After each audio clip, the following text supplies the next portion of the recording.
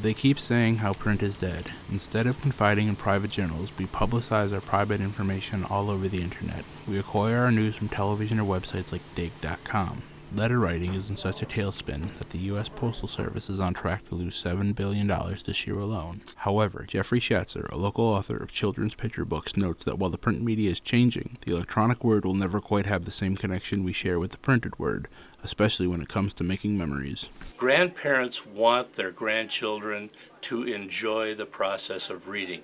They want to have a reading experience where they're snuggling next to the child on a cold night and reading a good story to them that's not too long, but yet has some values and important lessons in the story that they can enjoy and share with the children. With what I'm trying to do, I want to encourage interaction between adults and children in the form of reading, to not only have them enjoy a story together, but to encourage the child to read. That interaction between readers and publications doesn't end when you get past the diaper stage. Relationships between local people and print is a vital part to establishing a connection with readers that some local and long-established publications seem to have forgotten, as Review Weekly owner Robert Martin explained. There's still a huge demand for print, and I guess that's one of the biggest misconceptions that people have about print. They always equate it with, the daily print media.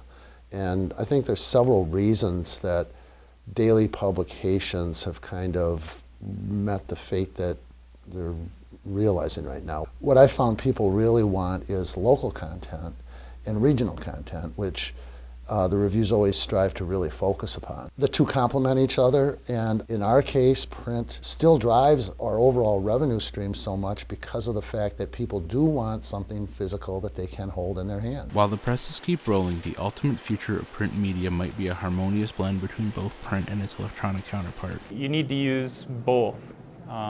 It's just a different media. Sometimes they complement each other. Sometimes one is more effective for the objective you're trying to achieve versus another. There's certainly advantages to having something digital. It might be more accessible in an instant. However, if somebody is sitting at a table and they want you to look at a brochure, it's very portable. It's very easy for someone to just hand someone a document. So it's not necessarily an either or with print versus digital. I think you need both to communicate appropriately with your client. So while print suffers some inevitable setbacks by the power of the digital movement, optimism and acceptance of the changing times is the way of the future. While there will always be a demand for the printed word in the newspaper industry or the magazine industry, you're going to see a lot more, probably an equal amount of the demographic in terms of people going to that publication, accessing it online.